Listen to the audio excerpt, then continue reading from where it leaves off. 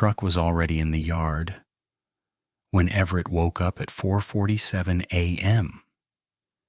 He knew it was 4:47 because he had checked the clock before his feet touched the cold linoleum, same as he did every morning, and the time had registered as a fact before the thought behind it could form.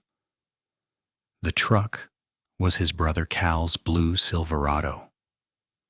Cal lived 40 minutes north, off the county road that cut along the ridge line above the Stanton Creek drainage. He had no business being in Everett's yard at 4:47 on a Tuesday morning in November. He had no business being there at all without calling first. Cal was not a man who showed up without calling. Everett pulled on his canvas pants and his wool socks and stood at the bedroom window. The yard light threw a flat orange cone over the gravel and caught the frost on the Silverado's windshield. The truck was off.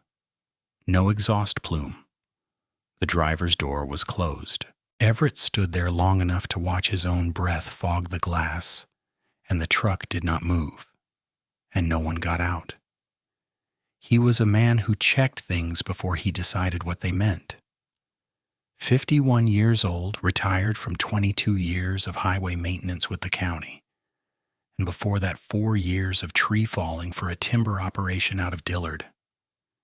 He had driven night roads in ice and eaten lunch on ridges where a misplaced foot meant 300 feet of fir canopy below him. He didn't panic on ice, didn't cut blind corners, didn't name things before he had the evidence to name them. The truck in his yard was a fact. Why the truck was in his yard was a question. He went to find out. The back door opened onto a covered porch that faced the woodshed and the long field beyond it. Everett stepped out with his headlamp unlit because the yard light was enough. 42 degrees, wet. The kind of November air that got into a collar and stayed. He walked around the corner of the house to the gravel pad. Cal was sitting in the driver's seat with the window up, engine off. He was facing forward through the windshield. Everett tapped the glass and Cal did not turn right away. He turned the way a man turns when he's still working out whether the sound was real.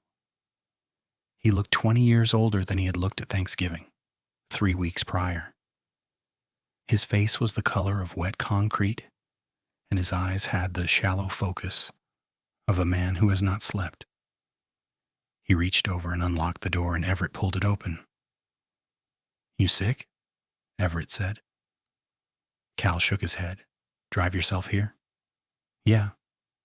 "Come inside." That was the whole of it.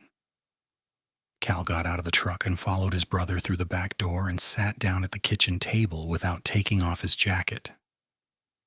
Everett started the coffee. He did not ask anything else for a while.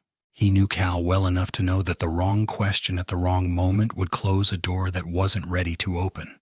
He set the coffee in front of him and sat down across the table with his own mug and waited. Cal looked at his hands for a long time. The clock on the microwave said 5:09. "Something's been coming around my place," Cal said. Everett waited. "Been coming around for about 8 days now, since the second week of the month." "What kind of something?" Cal wrapped both hands around his mug. "I don't know what kind." He was not a man given to ambiguity. He ran a small orchard, 14 acres of apple and pear, plus a market garden he sold out of twice a week in season. He kept a careful record of his yield and his soil amendments and his irrigation hours. He was 54 years old, and he had never once in Everett's memory said he didn't know something he had had a week to observe. "Tell me what you've seen," Everett said. Cal told him. It took the better part of an hour, and when he was done, Everett sat very still for a while, looking at the kitchen window and the dark outside it. Then he said he was going up with him. Cal said he didn't need that. Everett said he wasn't asking. They left at first light. The drive north took 43 minutes. Cal's property sat at the end of a private easement that ran through second-growth Doug fir for a quarter-mile before it opened into the orchard flat. The house was a 2-story farmhouse that Cal had built himself in his 30s, tight and well-insulated, with a barn and a machine shed behind it, and the orchard rose, running west to the tree line. Beyond the trees was national forest, a lot of it, the kind of country that went on without a road for 30 or 40 miles, depending on your direction. The drive was quiet. Cal didn't add to what he had said at the table. Everett watched the road and thought about the sequence of what he'd been told. It had started on a Wednesday, 8 days back. Cal's dogs had gone wrong first. He kept 2 heelers, a male and a female, both reliable working animals that had never given him trouble in 6 years. That Wednesday night at dusk, both of them had pressed against the back door of the house and refused to go out. He had opened the door and they'd stood at the threshold, nose to the air, and then backed into the mudroom and wouldn't move again. He had put them outside by force, and they'd wedged themselves against the wall of the house near the propane tank and stayed there through the night, without barking once. The silence was what registered. They were not quiet dogs. Thursday morning he had found a section of fence knocked down at the north corner of the orchard. Not a tree fall, not a deer push. The posts had been pulled from the ground on 2 consecutive spans and laid to the side, and then and the ground around the pulled posts showed something had stood there in the mud. The impressions were large, and the spacing was wrong for any quadruped he could account for.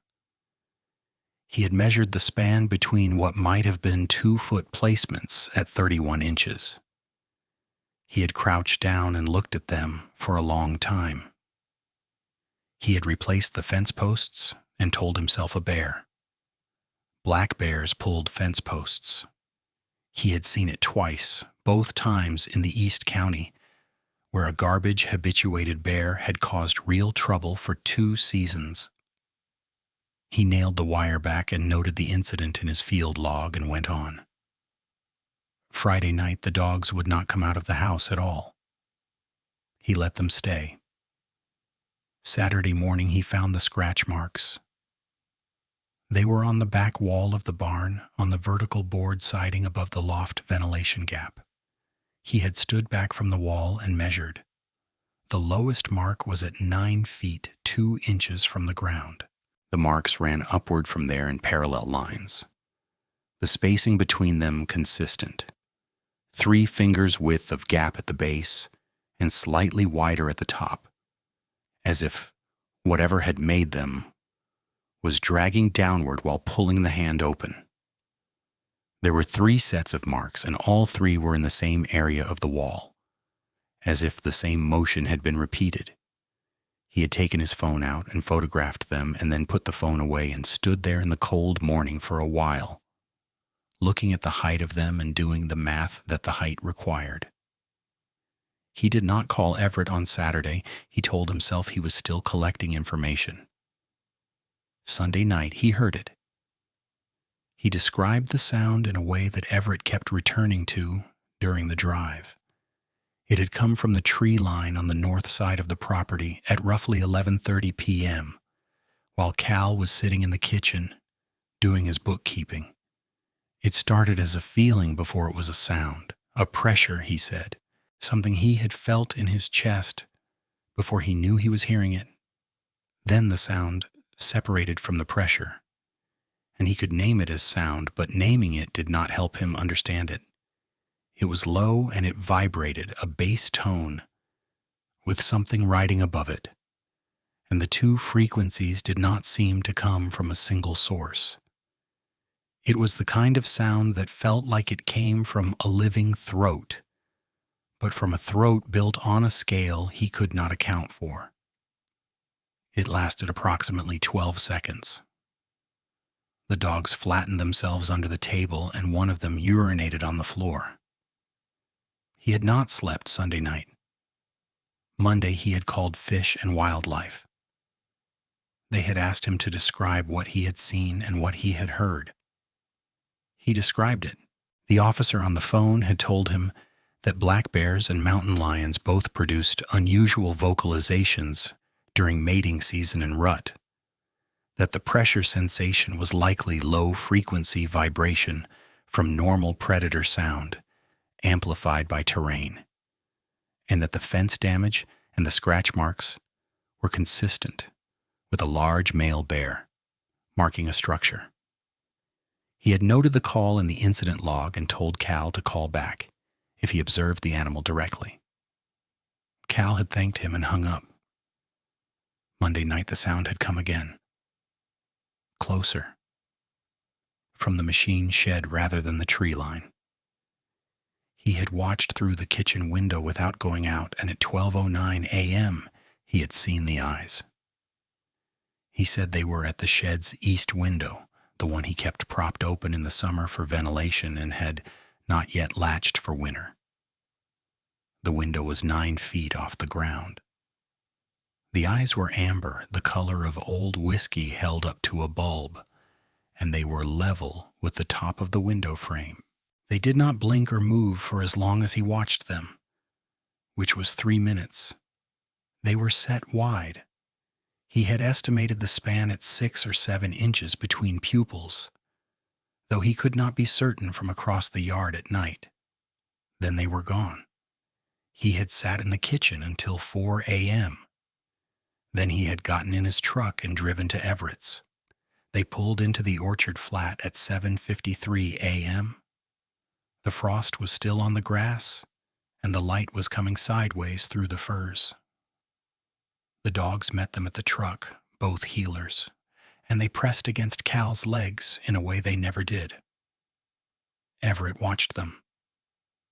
The female was shaking along the spine. He walked the property with Cal for 2 hours. The fence section Cal had repaired had been pushed down again, the new posts pulled from the ground and laid to the side the same way the first set had been. Everett crouched and looked at the ground around the posts. The mud at the base of one of them held an impression he looked at for a long time without saying anything. He could not identify it as a print. He could say that it was large, that the depth of it suggested significant weight applied to a narrow contact area, and that its shape did not match his knowledge of bear, elk, or any other animal he had observed tracks from in 30 years of working this country. He photographed it. The scratch marks on the barn wall were as Cal had described. 9 feet, 2 inches at the lowest mark. Everett measured them with the tape from his jacket pocket and wrote the number down. He looked at the width between the parallel lines. 3.5 inches of gouge in the wood, in 3 separate strokes, with visible wood fiber raised at the edges of each mark the way you got when something sharp was dragged under pressure. He pressed his own fingers against the channels, and they did not fit the spacing. His hand was not small. They walked the perimeter of the tree line. At the north corner where the fence had gone down both times, the ground changed from grass to needle duff under the firs, and about 30 feet into the trees, Everett found where something had stood.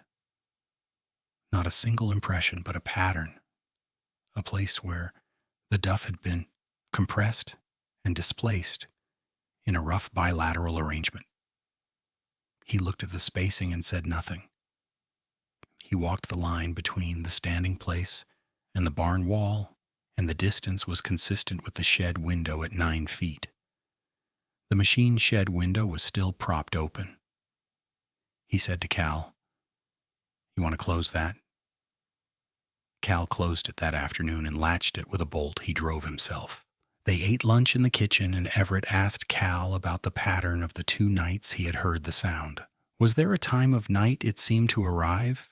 Cal thought about it and said it had started around 11:30, and had moved around the perimeter until between midnight and 1, and then gone quiet.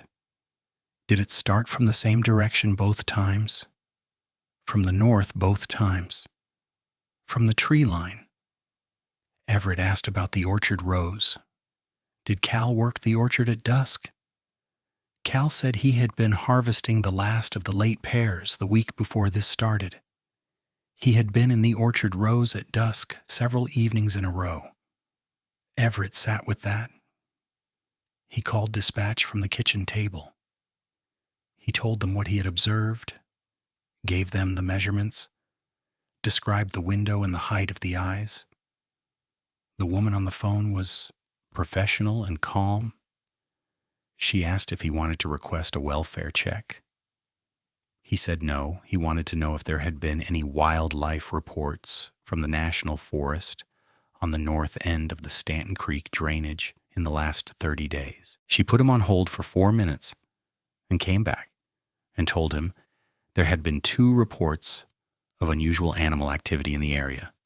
One from a trailhead host who had described a large animal sound that woke her from sleep, and one from a hunter who had reported an unusual track but had not provided a photograph or dimension.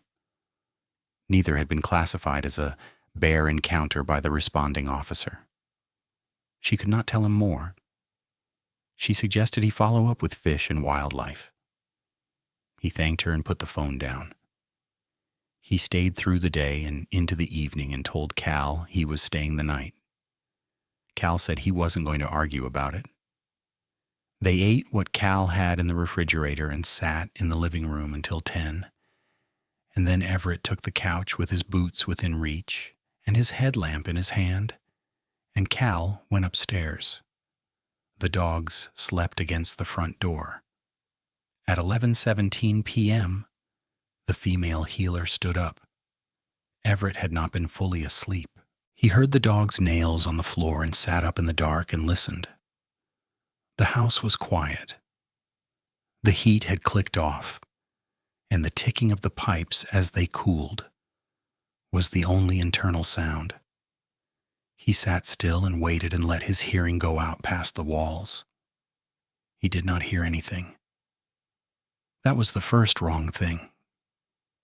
November nights in that drainage were not quiet.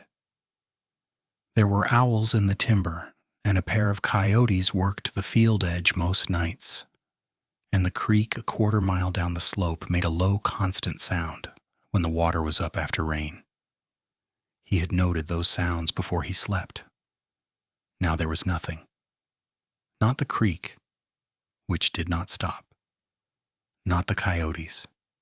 Nothing. He sat on the couch for 4 minutes without moving. The sound started at 11:22. He checked his watch by the small display. It came from the north side, from beyond the barn, and it was what Cal had described.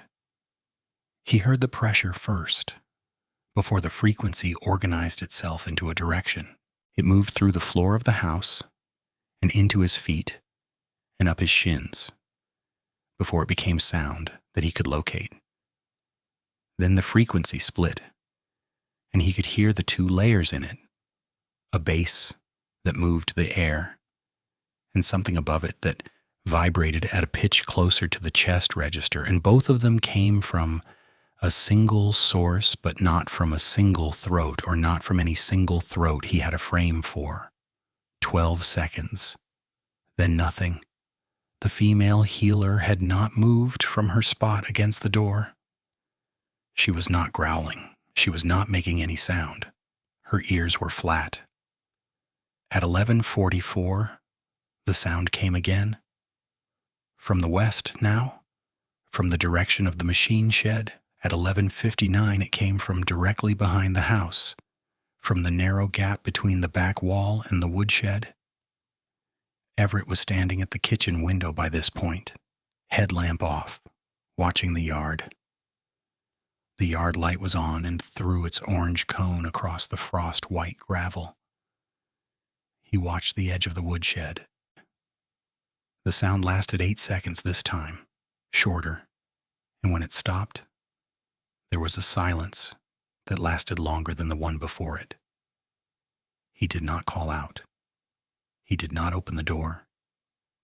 He had brought his flashlight, and Cal kept a pump gun in the cabinet by the back door, loaded, and he was aware of it and did not reach for it.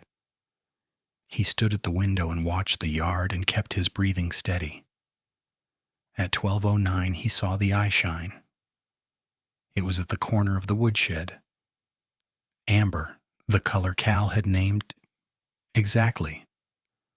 Low to the shed wall, which meant high above the ground, and angled down toward the kitchen window at approximately the level the eaves of the shed would be if there were something standing at the far edge of them. It was there, and then it turned. Not away, but sideways. And he lost it and then caught one eye again, at a slightly different angle before it went dark. He did not sleep again. In the morning, he walked the gap between the back wall and the woodshed. The ground there was a strip of hard-packed earth that held moisture longer than the gravel of the yard. And in the morning's frost, he found 2 depressions, one clear enough to photograph. He crouched down and put his tape to it.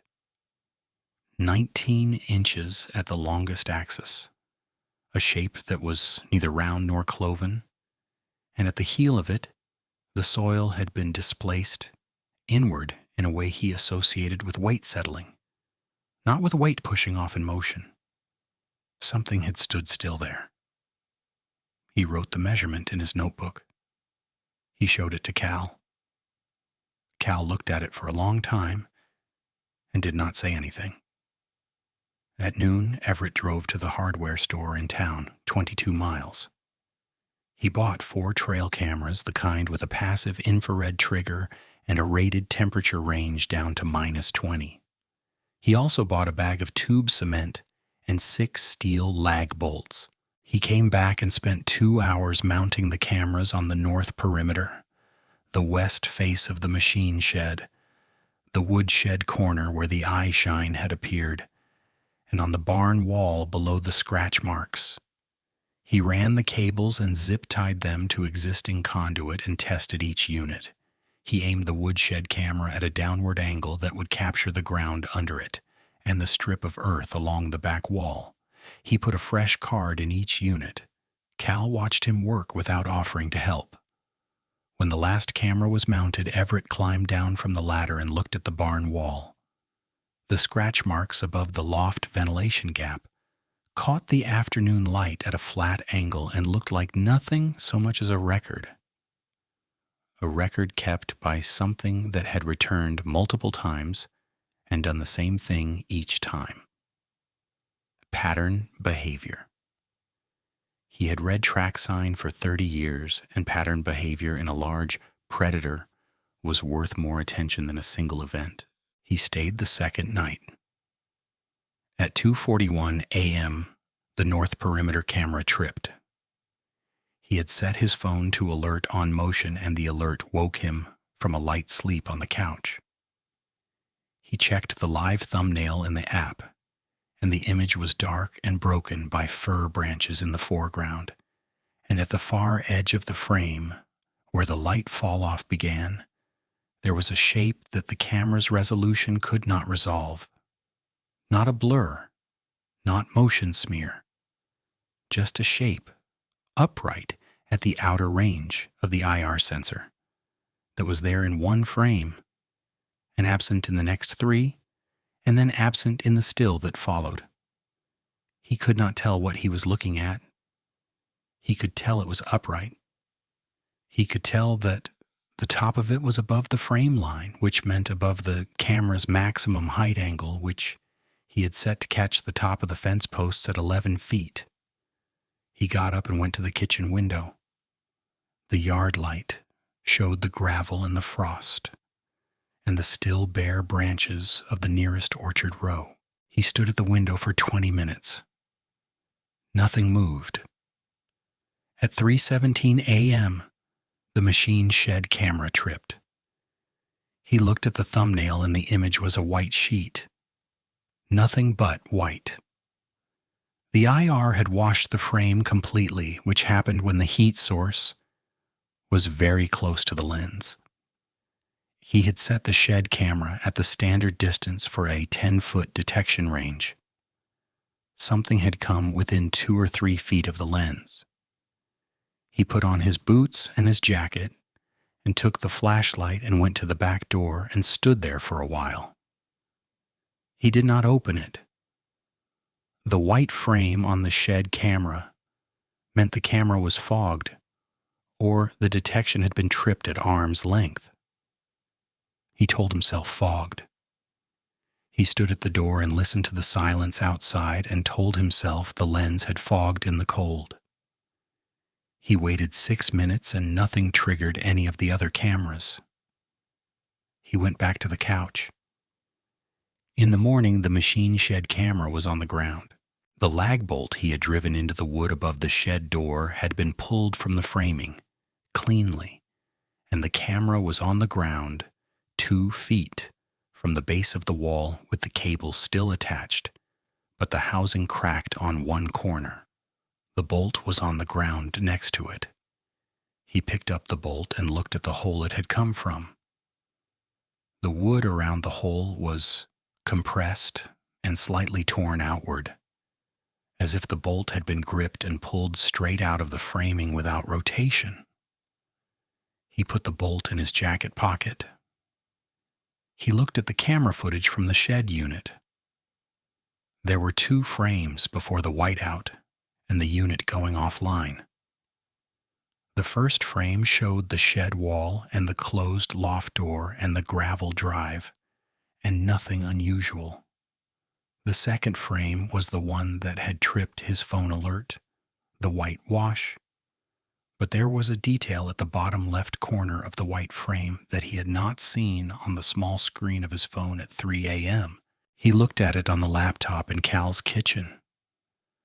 At the bottom left of the whitewashed frame, below the field of the IR overexposure, in the thin band of low ambient light that the camera had retained, there was a partial image of the ground directly below the camera.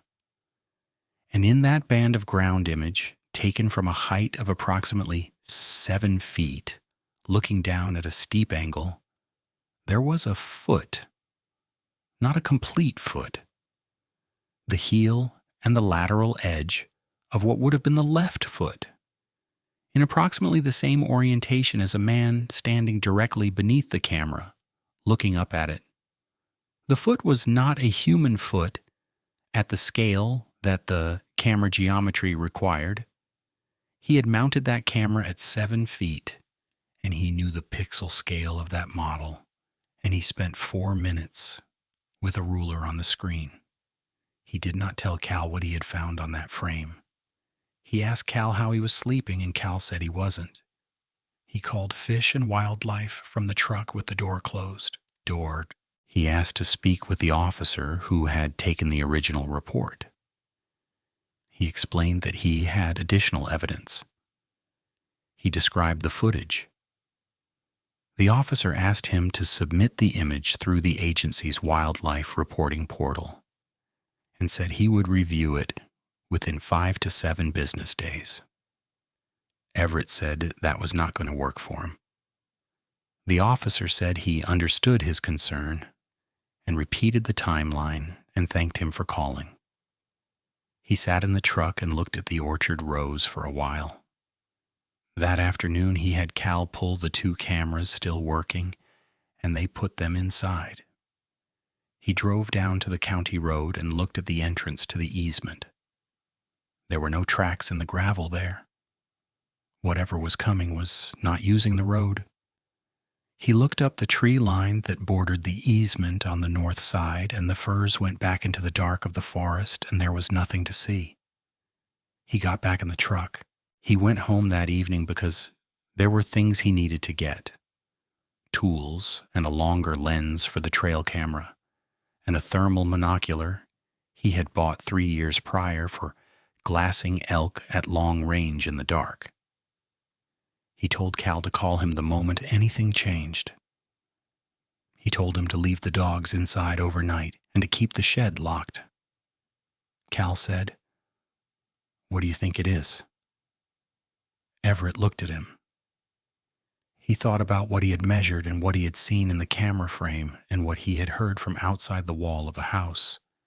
He said he thought it was something that had moved through this country a long time and had gotten good at not being seen, and that it had been watching Cal's movements in the orchard at dusk for several evenings before it started coming in close, and that it had not broken through any wall or door, despite being physically capable of doing so, which meant it was choosing not to.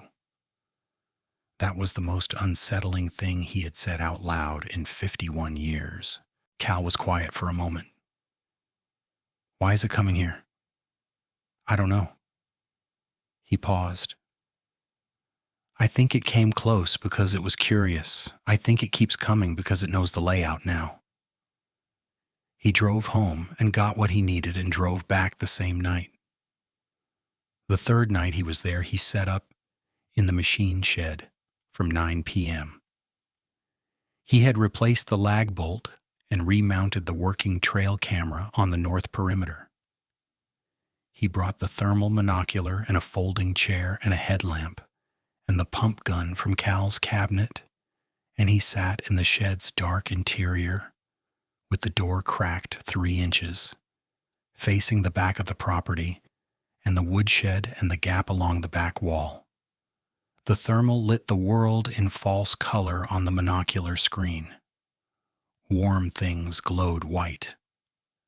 The engine block of the tractor behind him red as a yellow ghost. The dogs inside the house registered as 2 vague white ovals through the kitchen window glass. Dim but present, mice moved in the orchard duff. Small spark flickers. At 10:47, the coyotes stopped. He had not been aware he was tracking them until they stopped. They had been working the far side of the field, their sound coming and going with the light wind. Then nothing. He sat still and moved the monocular in slow horizontal sweeps across the tree line. At 11:03, he found the eyes. They were at the tree line. In the thermal, they did not read the way organic tissue read. He held the monocular steady and swept past them and swept back, and the eyes showed as 2 points of amber gold on the visible spectrum, as real as anything he had ever looked at. But in the thermal, the surrounding tissue showed no heat, no body outline, no thermal signature around the eye position. Just the eyes, self-luminous, at the edge of the firs. At a height he put at approximately 9 feet above the ground. He took his eye from the monocular and looked at the tree line without it. He could see the eyes. They were there in the dark as plainly as he could see the yard light's cone. He put the monocular back and checked the thermal again. Nothing. He stayed on the eyes and did not move from the chair and kept his breathing measured. He was not panicking because panic was loud and he was not loud. He was cold and alert and working through what the thermal reading meant, turning the explanation over and finding no purchase on it, setting it aside because the eyes were still there and the question of what they meant was secondary to the fact of them. The eyes moved along the tree line, slowly from west to east, staying at the same height. Moving the way, a tall man moved along a fence row, unhurried. They stopped at the northeast corner of the property, which was the corner where the fence had been pulled twice. At 11:31, they turned and came toward the house. He tracked them across the open ground of the orchard edge, the monocular in his left hand, and his right hand finding the pump gun without his eyes leaving the eyepiece. The eyes came through the darkness at the height they had been at the tree line, and they did not drop and they did not vary.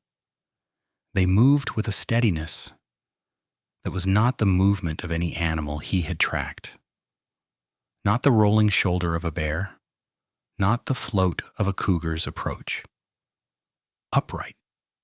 The gait was bipedal and certain, and it covered the distance from the tree line to the machine shed in the time it took him to count his own heartbeats, up to 9. It stopped at the far side of the shed. He was inside the shed.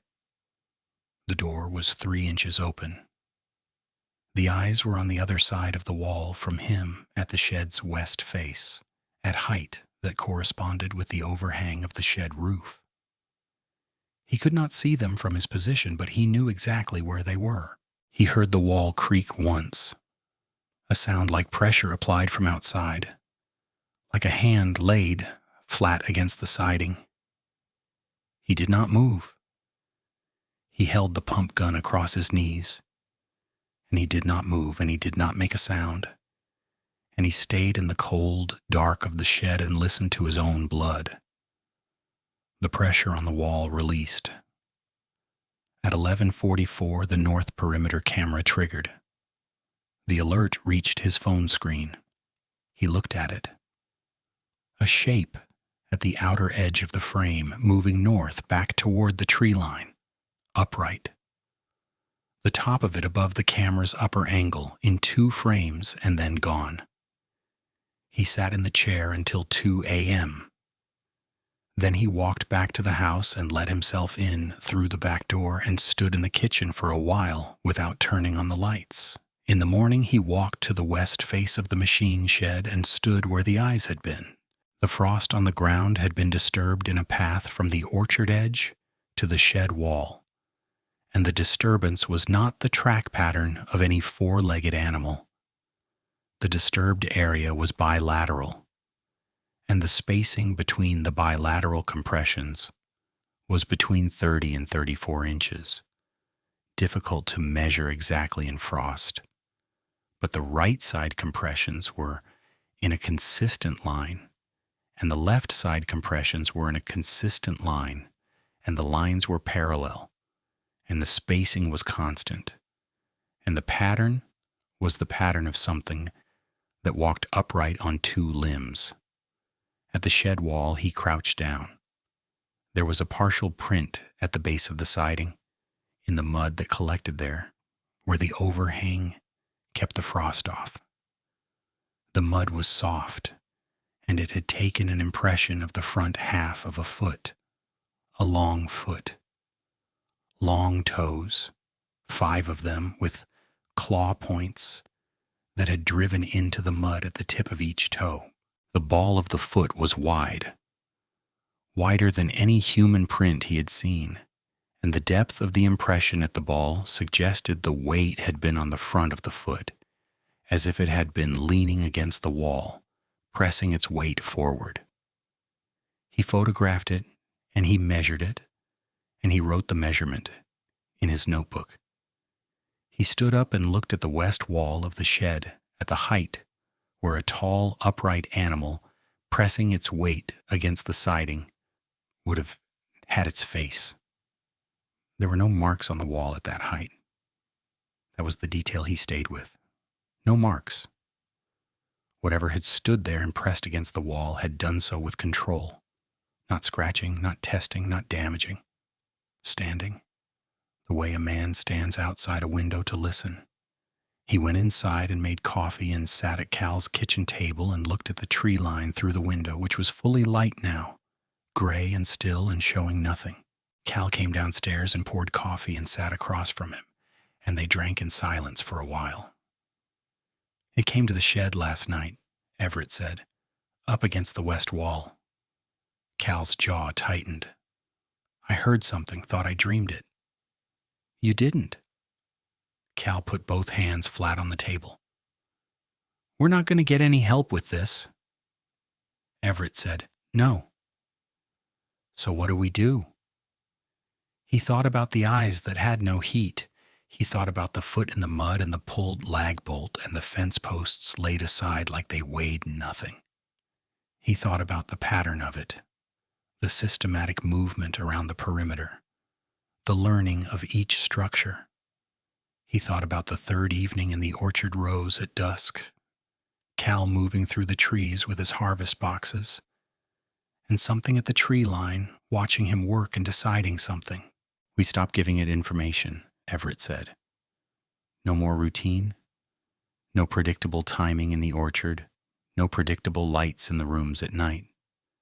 We put a second lock on the loft and we pour concrete in the gap under the barn foundation where it's been moving through. He paused. And we stopped being alone on this property. Cal looked at him.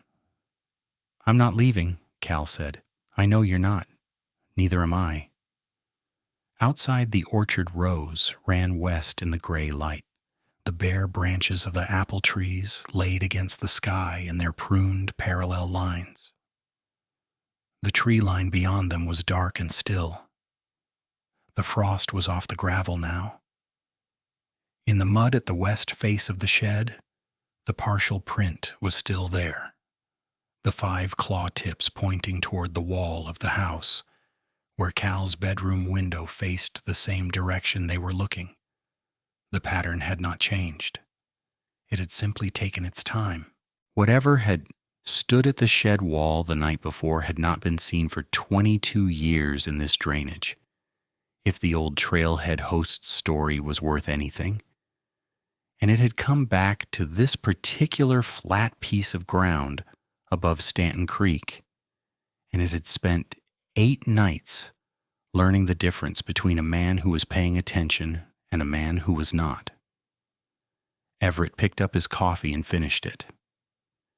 He pulled out his notebook and opened it to the page where he had written the measurements. Track width, 19 inches.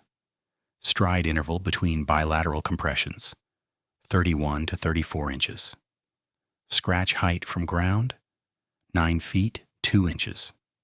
Eye shine height from ground at tree line, approximately 9 feet. Eye shine height at shed overhang, consistent with 9 feet from ground position. Thermal response from eye shine source. No organic heat signature detected. He looked at each number in turn. The way he looked at a column of figures in a maintenance log when he was trying to find where the math went wrong. The math did not go wrong. The numbers held.